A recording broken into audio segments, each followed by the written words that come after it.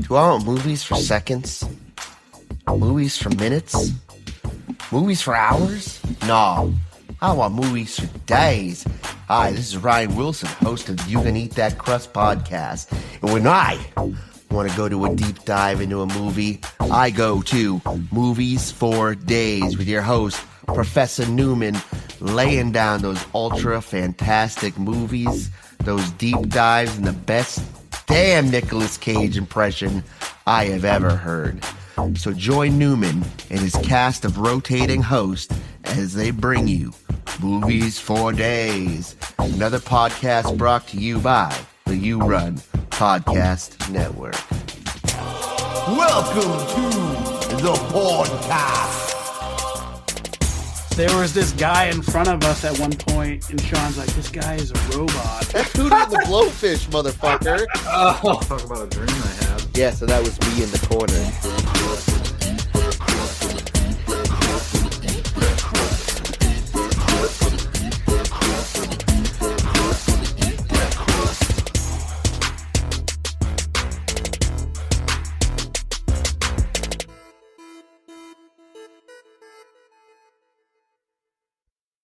What up, everybody? Welcome to the You Gonna Eat That Crust podcast. I'm your host with the most on the ones and twos. You know they call me Fatback Supreme. You know they call me Mount Crushmore. It's your boy, Ryan Wilson. Also with me tonight, the mustard smuggler, Swagger Vance himself, the motherfucking razor blade, Sheamus Rogers. Sheamus, what's good? What up? Hello. What's up, listeners? Also with us tonight, follically challenged himself, the sweatpants overlord, the man who needs no introduction, Greg Hoey. Greg, how are things? Things are good. What's up, my people? How's everyone doing? Listeners and you two. I'm so good. Yeah, me too. Nice. Yeah, good open. I love that. Yeah. So what's up? I don't know. I want to talk about a dream I had the other night. It was interesting. Yeah, so that was me in the corner. Oh. You in the spotlight? Yeah, something like that. All right, yeah, I want to hear all about it. So anyways, I was with the family, and like we had heard some disturbing reports of like craziness and violence going through like the towns and cities. And we're at someone's house. I don't remember whose house it was. It reminded me of our like family childhood home though. It looked kind of like that. We were swimming in the backyard. It wasn't a pool though. It was more like having a lake come up to your backyard. Nice. Also, although we didn't have a swimming pool or a lake. Okay. Anyways, the neighbors come home, and it's Taylor Swift and Travis Kelce living next door. Naturally. So they join us in the backyard. I'm in the pool with T Swift. I'm like leading her around on a float, playing, flirting. I remember at one point like lifting her out of the water and twirling her despite my leggy bae being taller than me. Anyway, she's laughing. We're having a blast. Well, Travis didn't appreciate all this so much. And he pulls her out of the water. They start arguing in semi-private. I think it's about this time that like a cop shows up. He's here to check for okay, maybe. He's telling us like crazy reports of regular people going insane, attacking and killing each other. This is when Kelce starts acting weird, and he starts choking me out and wrestles me to the ground. And now the cop starts acting weird as well. He pulls his gun out and starts shooting at me while I'm being held down on the ground. That's not weird. And he's a pretty bad shot and keeps missing until he doesn't and shoots my little toe off. Oh, man. All of a sudden they come to and they're acting normal and not trying to kill me anymore. Briefly anyway. I'm nursing my wounds when the mania comes upon them again. But it was strange. It was like they weren't full-on psychopaths like in Scott Sigler's Infected trilogy. They seemed to like come back to lucidity sporadically. It was like in those moments of craziness, it's not so much like I said, being in psychopathic animals. It's more like they couldn't decipher what was reality, versus paranoia. So they proceed to cuff me and they're marching me out of there. And now Kelce is wearing a police uniform as well. Naturally. Fantasy, some of you ladies out there. He's got that mustache for it. Yeah. So I'm yelling to my brothers at this point. I'm telling them that they're going to kill me, and if they let them take me, I won't be coming back. Luckily, they listened to me and then start attacking the real cop, who was acting incoherently. Kelce is still leading me away. I don't know towards what, maybe the squad car. Somehow I wrestle his sidearm out of its holster as he's fighting me, and I end up bludgeoning Travis Kelce to death with his own pistol. My brothers either killed or disabled the real police officer. I come back sobbing about killing Kelce and my missing toe. And unfortunately, this is when I wake up. So I never got to the part of the dream where Taylor Swift and I get married, live happily ever after with my 9 remaining toes. Yeah, I feel like first she nurses your toe back to health, and then naturally you guys fall in love after that. Well, she's so rich she could buy you a prosthetic toe. That's right. Like any color I want. Exactly. She could write an album about it she would even buy like Versace outfits for it. I don't know. Anyways, it was strange. It was the best dream ever. Like, I'll never forget me and my leggy bae in the swimming pool in my backyard. Well, that's amazing, man. Anyways, these are the types of dreams I have when I quit the reefer. Okay. All right. Yeah, I guess, you know what? When I was in Florida, I didn't smoke any of the reef. And I had a weird, very vivid dream. I had a dream that I was working in this castle as the head chef, but all of the staff hated me and shit. Dream and on. I was talking to my boss at Greg Sessler. I was like, yo, Greg, I was like, I know that I got this head chef job at the castle, but I'm going to make it work out so I could still do both jobs full time. And I was just trying to convince him the whole time. And I mean, then I woke up and it wasn't real. I saw Greg Kassemeyer himself. He told me. Hannaford. It was so awkward. I was like, hey, how's it going? And then I was like, all right, bye. Why'd you make it awkward? Greg loves you. He talks about you all the time. Because I'm an awkward. I always feel awkward around a 2G Greg. I get it. Intimidation factor when you're a measly 1G Greg. Exactly. Even though he's a 3G Greg and I'm just a 2G Greg.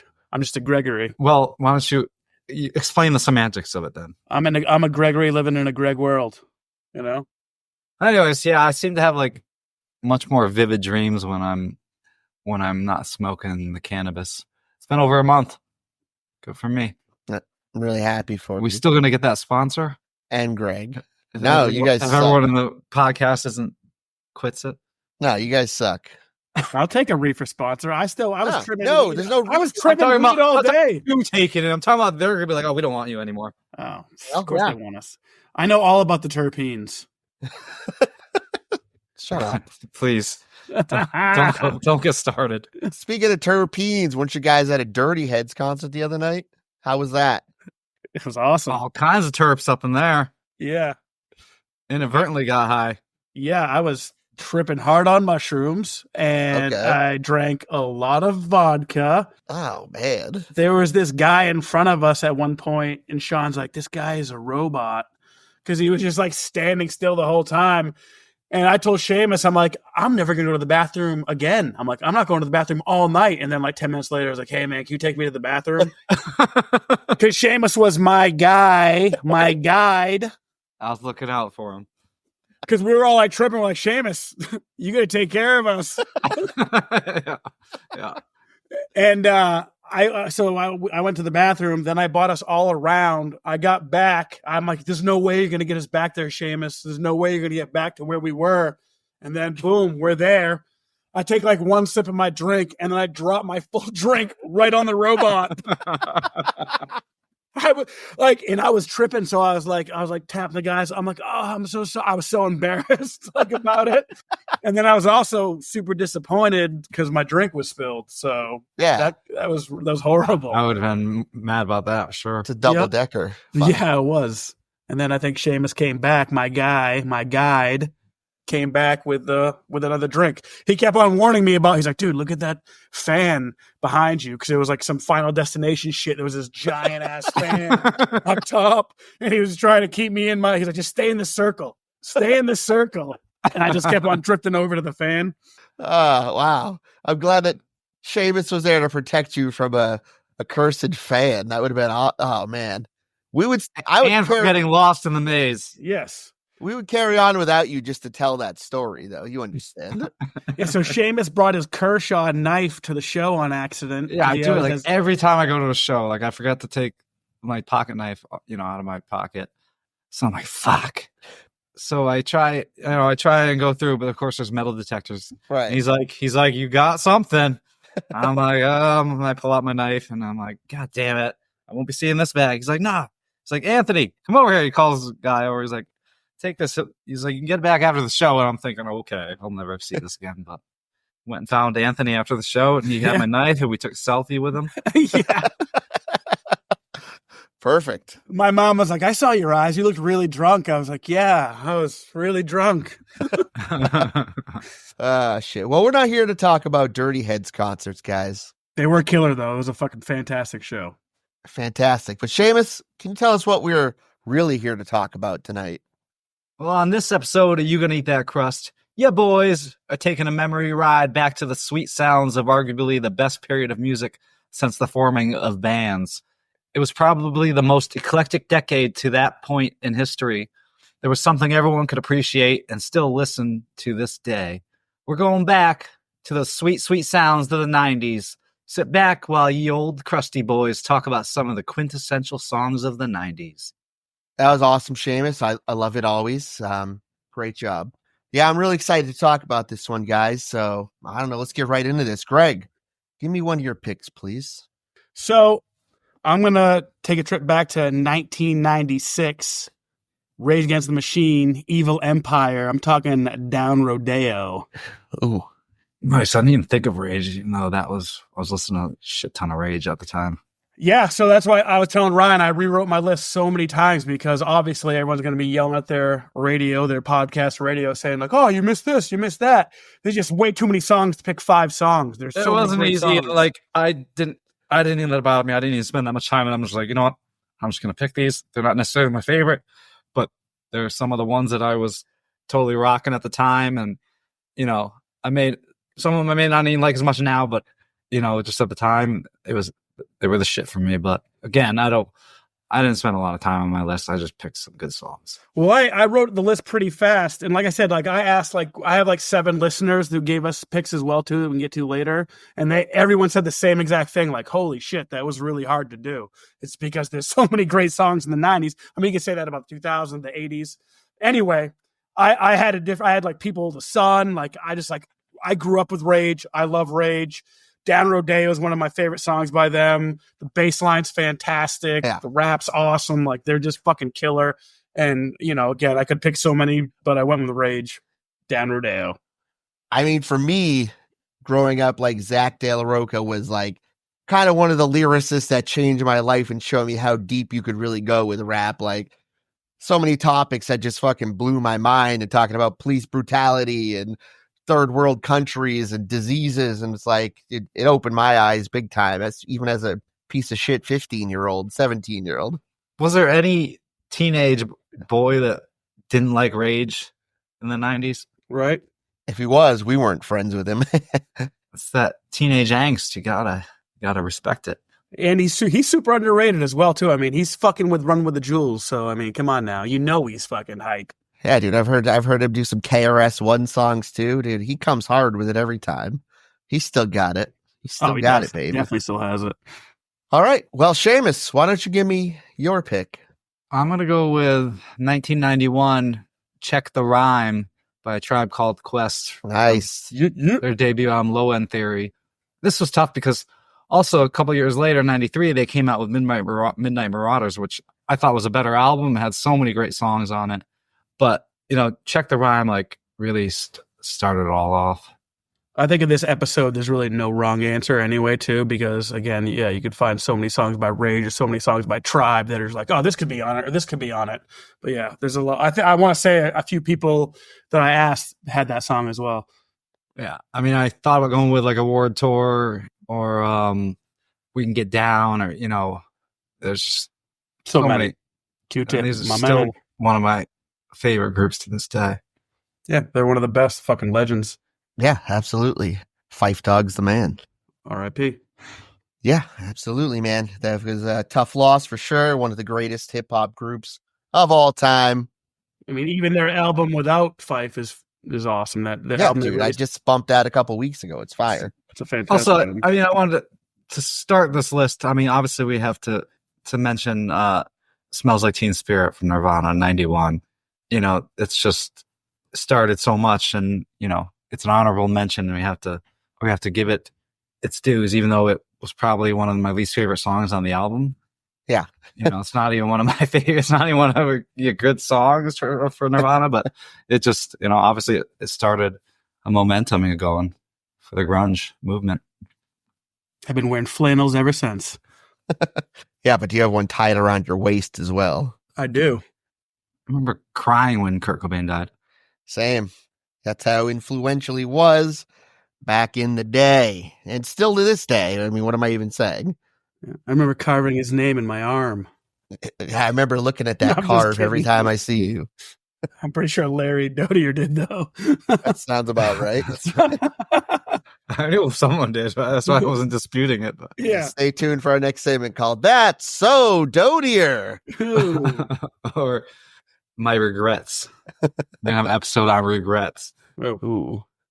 Not even one. That'll be depressing. That'd be a 4-parter. Yeah. All right, well, I got to go with 1996 Odelay release by Beck. I went with Where It's At. I mean, for me, that's the song that really did it for me with Beck. I got super into all of his shit after that. And then one of the biggest things for me was when I heard he's like, I mostly recorded it by myself. And I was like, holy shit. I was like, you could do that?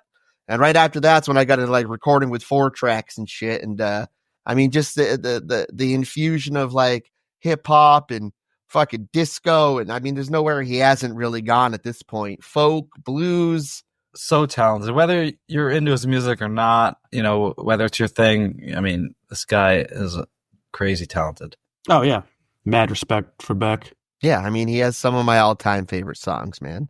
Just as Odelay was such a good album. Amazing. Yeah, absolutely. Still bump Odelay. I still bet I listen to Beck all the time still. Like there's never I don't hear a Beck song like, oh, skip that, because Beck's the shit.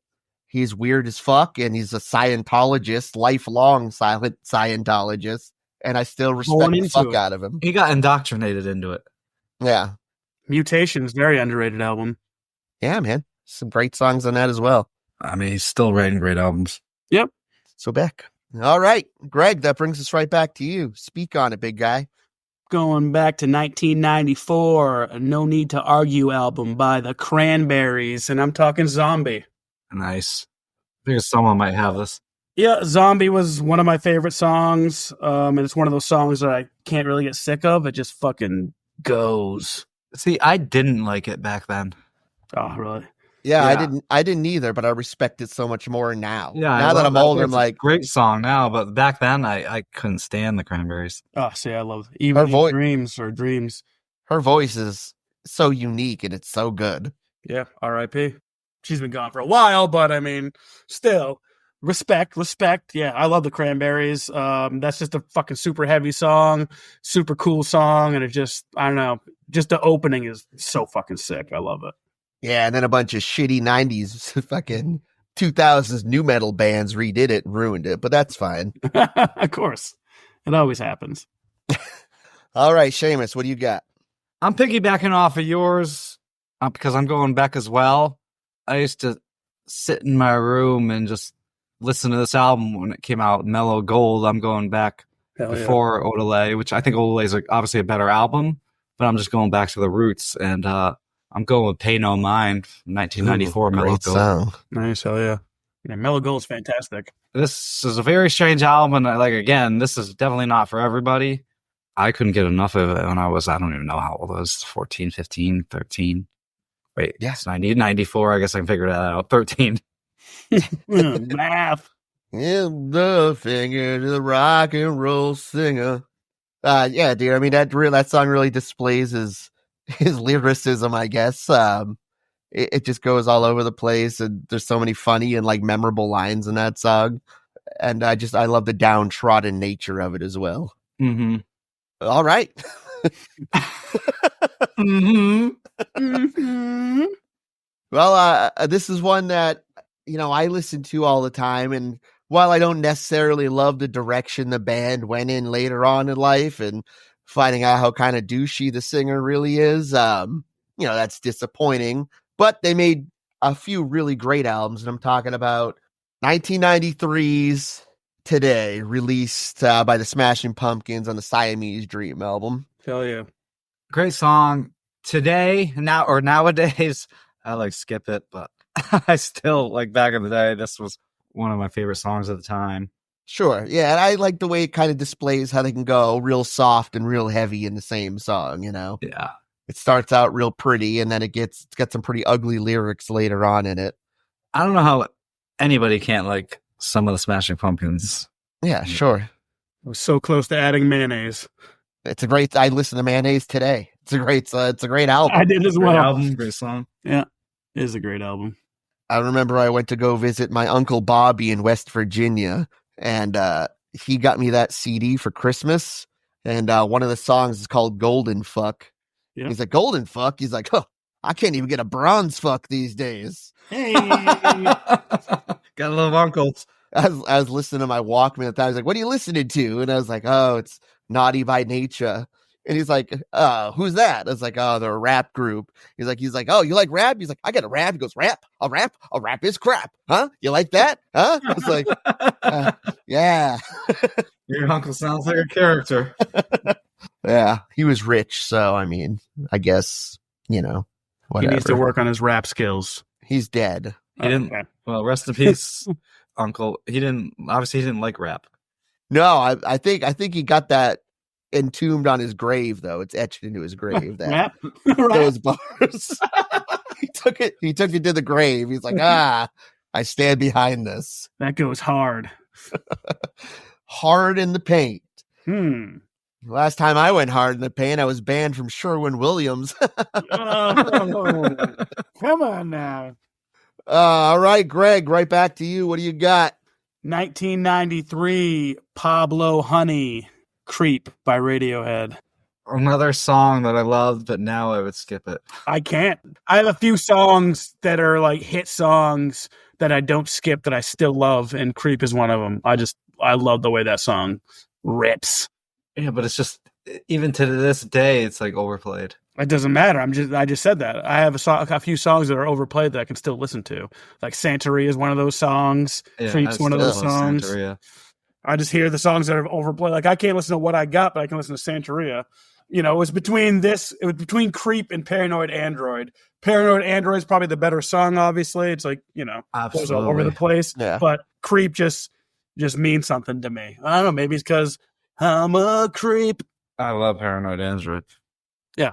And I want you to beep, beep, beep it back and renominate Paranoid Android. I'm going with No, I'm just kidding. No, you're going like me. Like you're just maybe going with the roots, and I get that. Listen, I changed my list so many times, and Paranoid Android was instead of Creep, and I was like, nah, I'm going back. No, I get it. I mean, obviously, Creep has hit more people and, touched more people than Paranoid Android. Most people probably don't even know what Paranoid Android is. And almost anybody could hear Creep on the radio. They may not know who sings it, but they'd recognize the song. Is that a Stone Temple Pilots song? Well, if Greg says it too, it holds a little more sway because, Greg, he's so fucking special. Yeah. All right. Anyways, Ryan, I'm going back on your pick. All right. And I'm going with Smashing Pumpkins as well. I'm going 1995 from the album Melancholy and the Infinite Sadness. I'm going Through the Eyes of Ruby. Oh, that's a good song.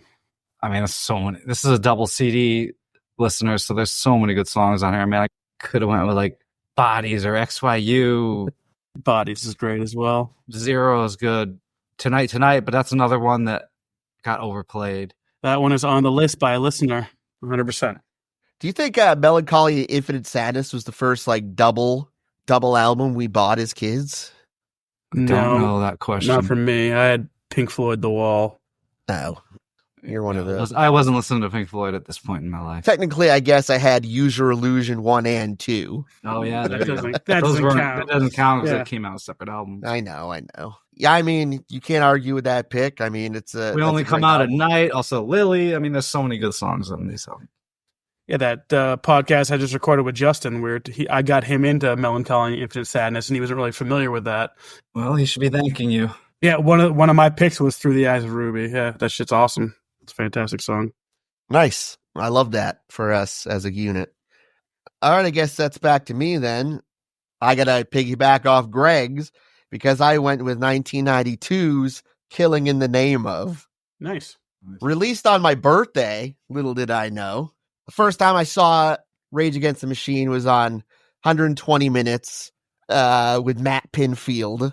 And he's got great hair. Yeah, it was Freedom. And I saw that video and I was like, holy shit, this is amazing. Went to my local Columbia House fucking magazine tear out, ordered fucking Rage Against the Machine album and a gang of other fucking great grunge 90s albums. And that shit came in and I listened to it till the tape fucking broke. And then I re-spooled the tape, taped it back together, broke again, used the pencil to wind it back up. I love the shit out of that album. That video for Freedom was dope. And then Killing in the Name of, obviously, all that teenage angst and hormones and medium dick energy. I'm just like, yeah, this is my shit. Yeah, absolutely. I originally had Take the Power Back on my list as well. Nice.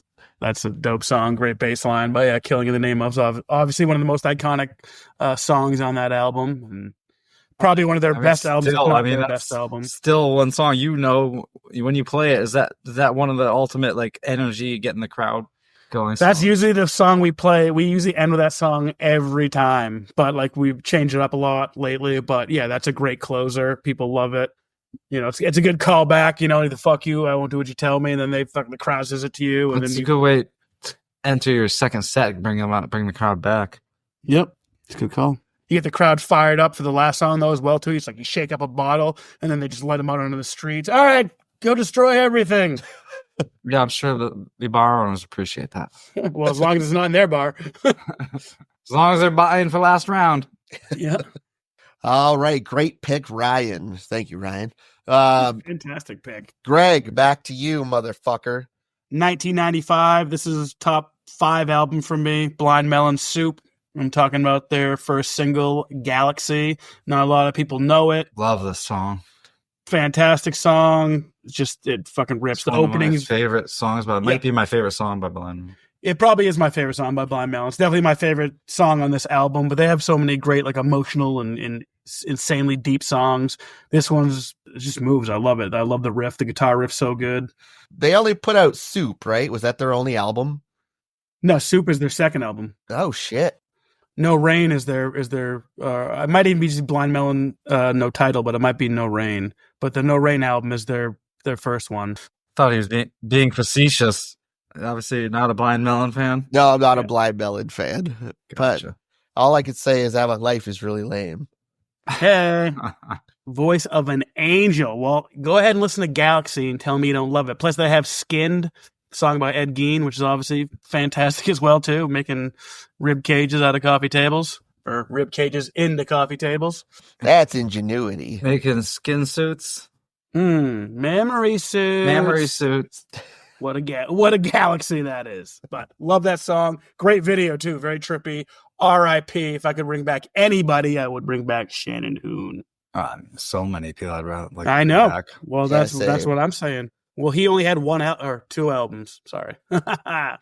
He only had 2 albums, you know. I just would love to see what he could have done with more. Obviously, Kurt Cobain is one as well. Yeah, Lane Staley. I mean, going with this genre, this decade. Those guys had a lot of albums, though. They had plenty of time. That's true.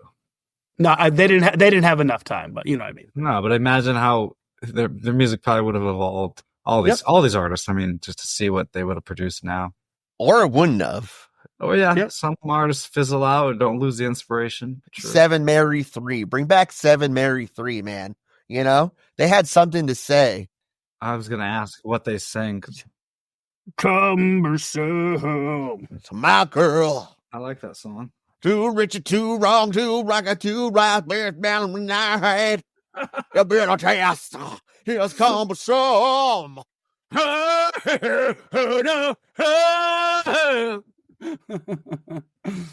right, Sheamus, go with your next pick, and I hope it's not 7 Mary 3. Cumbers. No. I'm gonna get a little from 1994. I'm going with Rubberneck album. Oh, Toadies. I almost did this too. I'm going Possum Kingdom just because it started all. I mean, it's not my favorite song on the CD. Tyler's probably my favorite song. I Come From the Water or I Burn maybe, but this one's just the one that you'll still hear to this day on the radio, and just this is one I'd never skip. I love Possum Kingdom. This is another one that I don't skip that I love still. Was it hard for you to make up your mind? I decided to go with this. Sorry about that. Just killing it with the puns right now. Call me Rapunzel. Lay down your hair, boy. I like the Toadies. Don't worry, Ryan. I'll edit that out. They're a little bit all right. A little bit of all right. Great band. Yeah. A little bit of all right. I still appreciate some of their new stuff. I mean, it's maybe not every song, but they're still a good band. Yeah, man. Well, I'm going to go with 1994, Say It Ain't So by Weezer. Nice. That's actually a great one. I mean, that's probably my favorite song on the album. It's one of mine too. My Name is Jonas. I mean, this whole album's kind of perfect. It's always the first, whenever I play a guitar, it's always the first song I play. Ryan Holiday, great too. Yeah, it's an iconic album. In my garage. I still listen to everything Weezer puts out, you know? They're fun. You know, they're still trying. You got to appreciate that. I like some of the songs on the new albums, not many. Yeah, I don't love every song on all their albums for sure. Again, I probably haven't given them enough listens because sometimes albums have to grow on you. Yep. I love their Teal album. The fucking cover album is really amazing, good, dude. man. This whole album was good though. Like Only in Dreams was amazing. Yeah. Buddy Holly and Undone are probably my least favorites, and those were like the big radio hits. I love Undone. Oh, I think they're both great songs. Buddy Holly's probably my least favorite on the album. Yeah, Buddy Holly is my least favorite on the album. But I still think the album's kind of, the transitions, the way it's set up, the way it starts and ends is pretty perfect. I mean, I listen to this album probably once a month still. You know, there's always songs I go to listen to. And I think Only in Dreams is, it's their longest song on the album. It's just like such a good way to end the album. Yeah. I think My Name is Jonas might be the one that I skip and annoys me the most because I've heard that one the most. And then maybe Buddy Holly, but Undone is fantastic. I mean, they're all fantastic, but yeah. Pinkerton too was amazing too. Pinkerton. Such a different album, such a different feel, but I do love Pinkerton's great, you know. El Scorcho could have easily made that list. See. El Scorcho is, one of my favorite songs. But Greg, that brings us back to you. All right, so I'm going back to 1993. Something I am not right now, and that is Sober by Tool, Undertow. Good pick. I didn't even think of Tool. I had many Tool songs on my list. I had, Anemia. I had 46 and a 2. Yep, I had 46 and 2 on my list. I went back and forth with that one. Same. Then I had Prison Sex on it this morning, and I almost went with Prison Sex, and I was like, you know what? I'm just putting Sober. Sober fucking still hits. It's another song I don't skip when I hear it. I love it. It's a fantastic song. 5 songs wasn't enough, but of course, this episode could have went on for days. Yeah. Well, that's what made it challenging was to pick 5 songs. Yeah, I didn't really challenge myself. I just was like, all right, that sounds good. That sounds good. That sounds good. Well, you could have done that as well too. Because at first I was like trying to jump all over the genre list and be like, I want this, I want that, I need this, I need that. But I was like, you know what? I grew up on grunge. I also had Primus, Nature Boy, at one point. I think my list, I probably would have changed mine too if I was pretty busy. I've been pretty busy lately, and I didn't really, like I said, I was kind of lazy. But that doesn't mean I lament my picks. I think they're great hits. Firewater Burn, Bloodhound Gang, all that. Yeah, that was on mine too. I just changed it so many times. I just went to the roots because I grew up on Rage and Tool and Primus and all that shit. So I had to, and that's kind of where I went. I was trying to harness my inner teenage boy. Remember what I was listening to in my room by myself. Yeah, Smash. I mean, I got into Mos Def and the Beastie Boys and Method Man and Redman and all that and the Far Side and all the fantastic hip hop in the 90s. I'm surprised none of us put Beastie Boys on. I had them. I had Passing Me By on my list until this Nice. morning. That's on my list. That's my last pick. Oh, shit. Oh, shit. Well, Sheamus. Bizarre Ride 2, The into it Far then. Side, 1992, Passing Me By. Oh, man, I can't say enough good things about the Far Side. Like, I know for most people, Tribe Called Quest is their like go-to hip-hop band of the 90s, but I always liked Far Side a little bit more. Absolutely. I mean, I can't. These are two greats. I mean, obviously, you had so many, you had Nas, you had Big E. I mean, but these guys, these two bands just do it for me more than most hip-hop artists. Well, Far Side was a little bit more offensive, too, than like, a Tribe Called Quest and Beastie Boys. They're a little bit more, I don't know, a little aggressive with the lyrics. Yeah, they had a lot of... was amazing. They had a lot of humor in their songs, man, Yep. and I think that's what kind of appealed to me. That's why I like Bloodhound Gang, too, because, if it can make me laugh, plus they're putting out banging music, it's like... Bloodhound Gang might be the most offensive. Absolutely.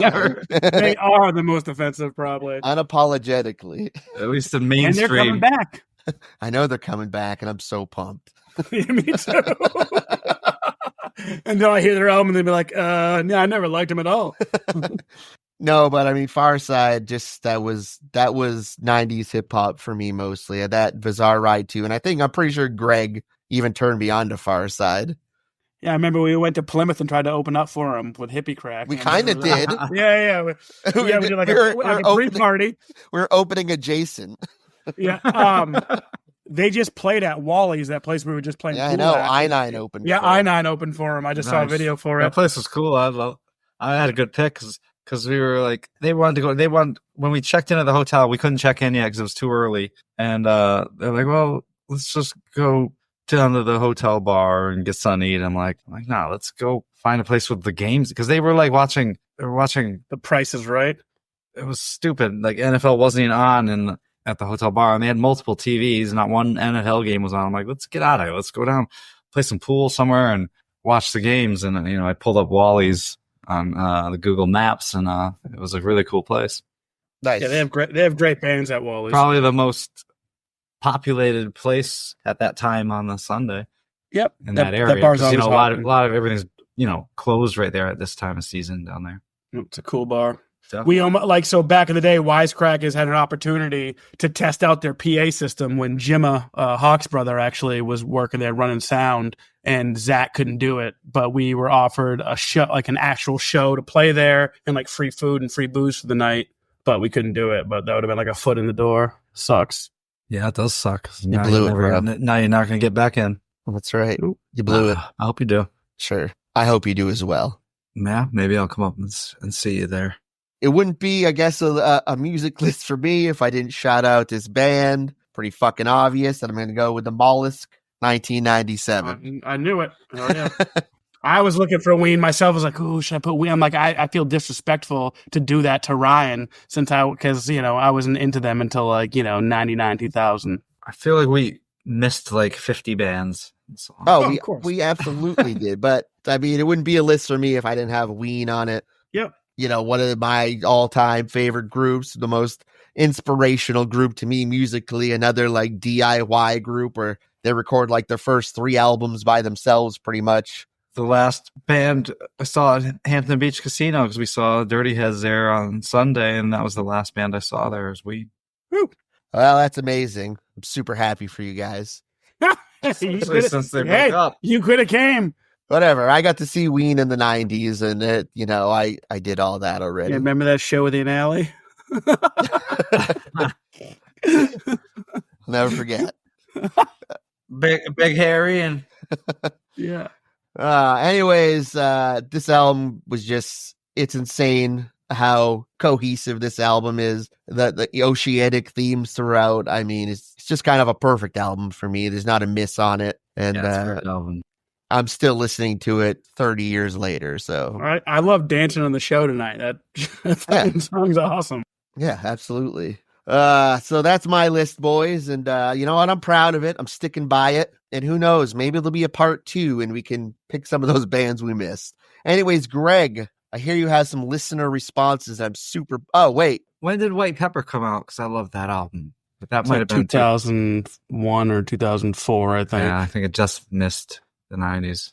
Remember we saw them in Boston, Ryan, and I had my hair, and we were like front row. Yeah. And they were playing Baby Bitch acoustically, and I held up my hair. I said, "Hey, Diener, you need a pick?" And he's like, "Huh, that's pretty funny." I do remember that. And then when they were playing Hoffa Teacher, instead of saying "Class dismissed," they said, "Nice afro."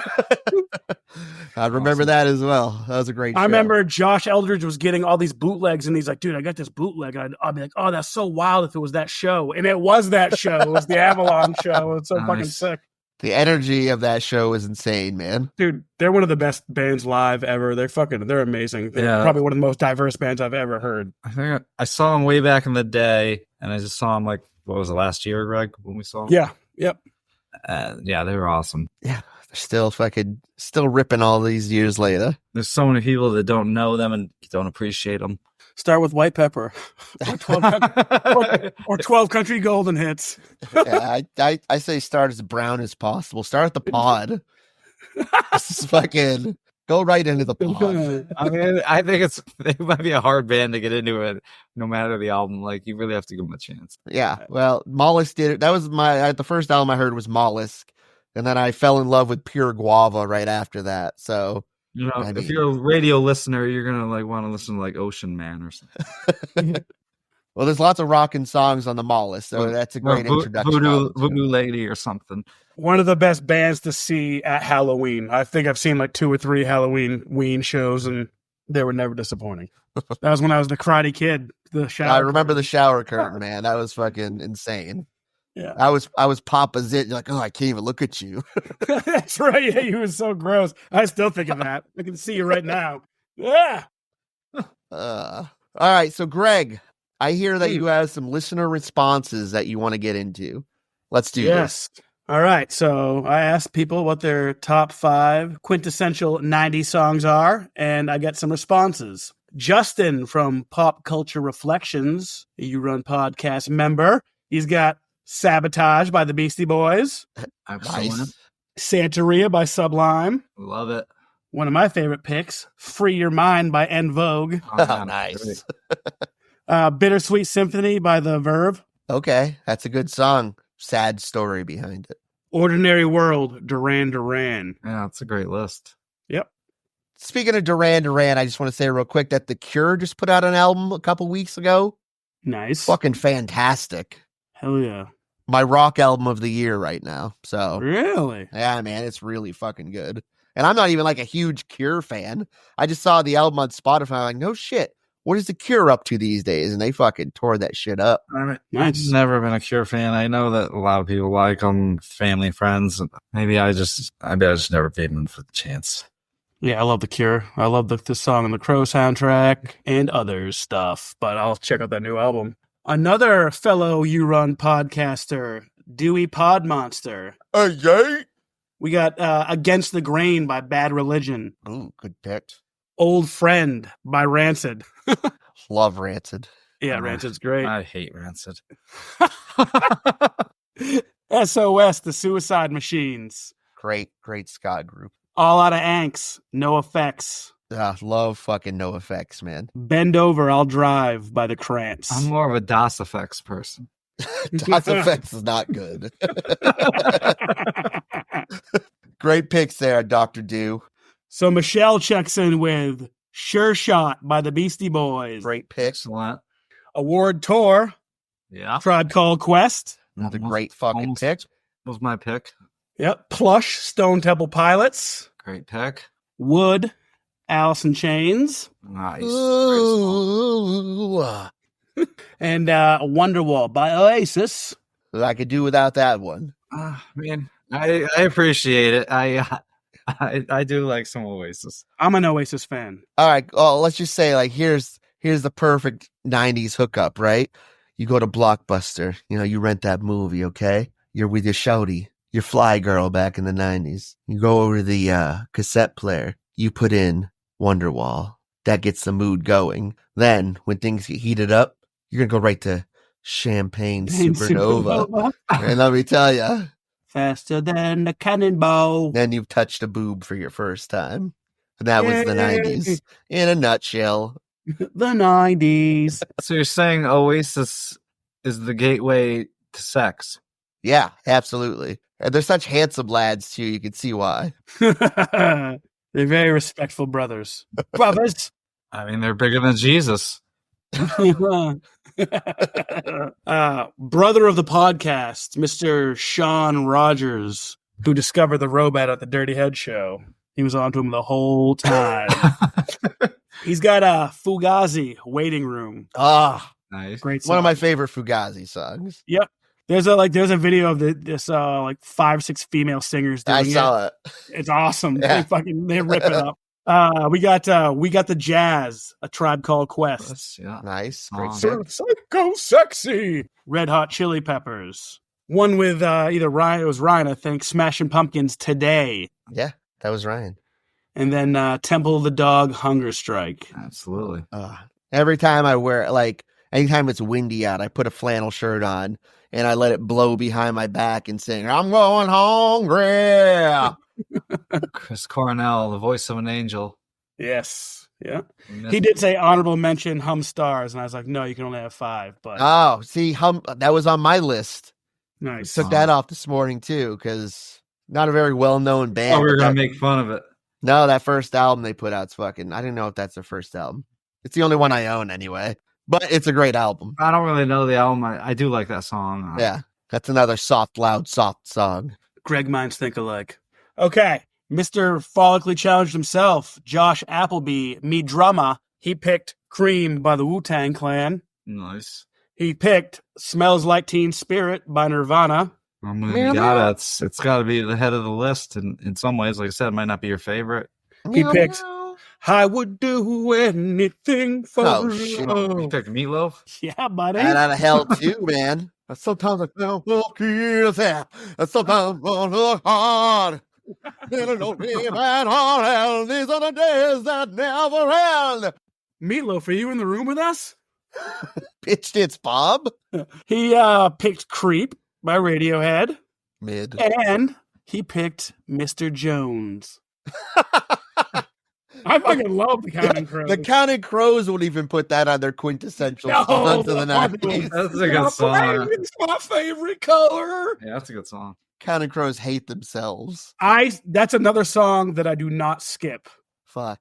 I would have skipped it back in the day, but I won't skip it now. Dude, that guy got bullied so hard for that song that he got out of music. We didn't. He's a country star now. Adam Who? Durst. Darius Rucker. That's Hootie and the Blowfish, motherfucker. Oh, Yeah, it's Adam Durst. Not to be. I think he's Fred Durst's brother-in-law. Shit. I can see the resemblance. Nate from Pizza Bones fame. Hey, yay. He's talking about Sunday Morning, No Doubt.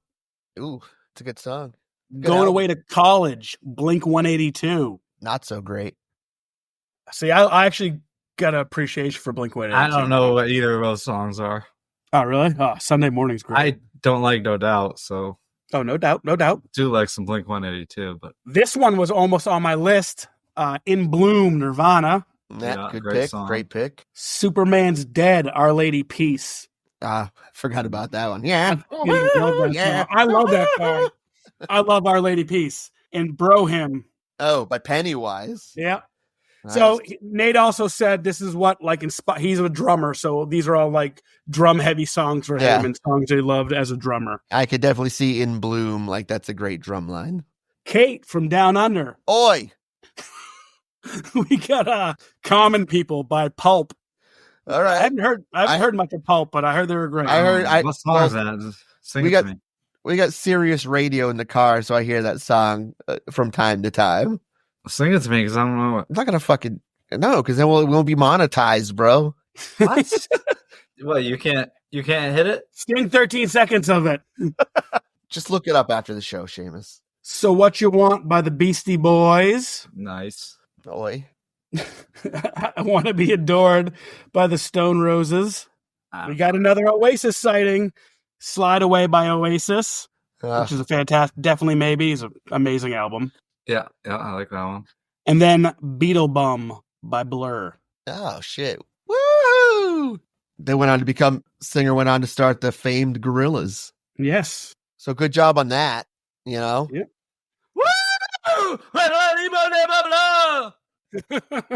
Yeah.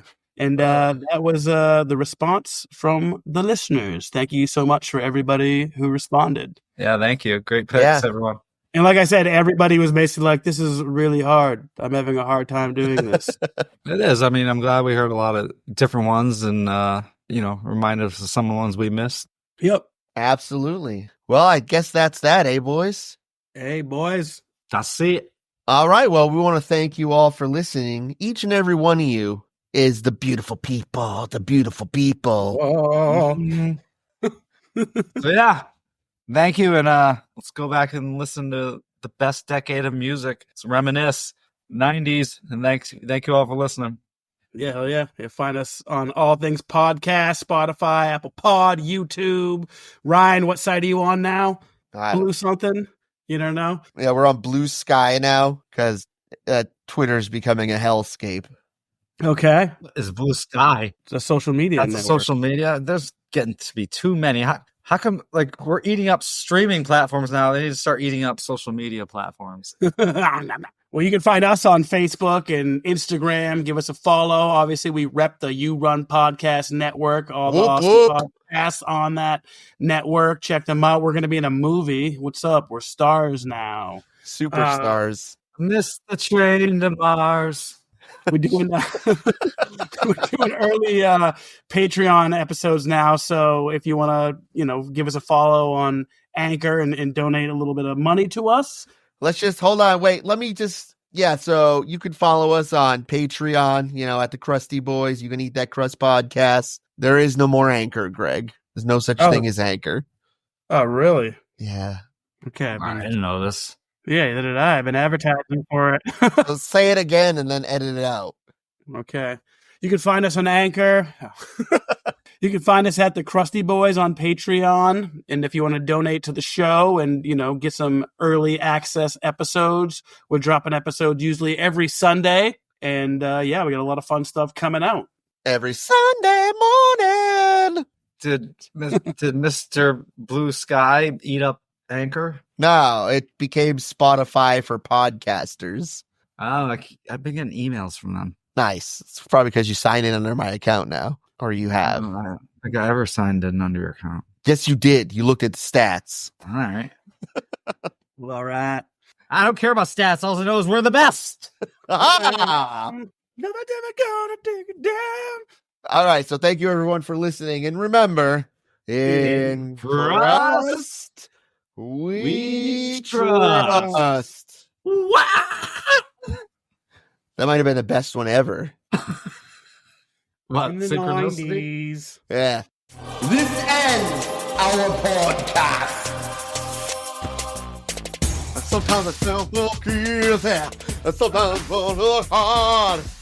And I don't feel at all. And these are the days that never end.